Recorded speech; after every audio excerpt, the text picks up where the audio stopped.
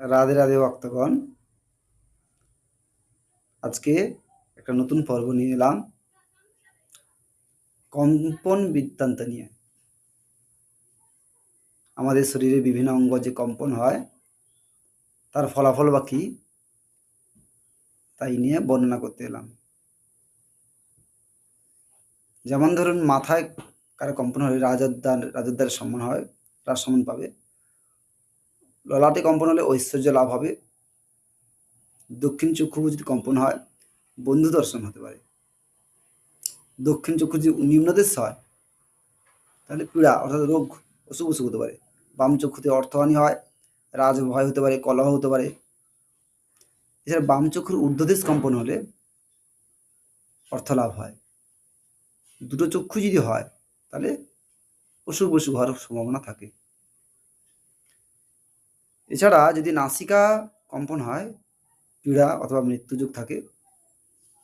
দক্ষিণ নাকের ধারে পাতা যদি কম্পন হয় গাত্র পীড়া হয়। বাম নাসা অর্থাৎ বাম নাক যদি হয় কোথা থেকে মৃত্যু সংবাদ আসে। ওষ্ঠে অর্থাৎ ঠোঁট যদি কম্পন হয় বেদনা হয়। জিহ্বা কম্পন হলে এবং তালুতে কম্পন হলে লাভ হয়। দক্ষিণ কর্ণ মানে ডান কান যদি কম্পন হয় তাহলে বিদ্যা লাভ হয়, স্ত্রী লাভ হয়, কুটুম্ব লাভ হয়। বাম কর্ণ কম্পন হলে তাহলে শিরচ্ছেদের সম্ভাবনা থাকে। উভয় কর্ণ যদি কম্পন হয় তাহলে অর্থ লাভ হয়।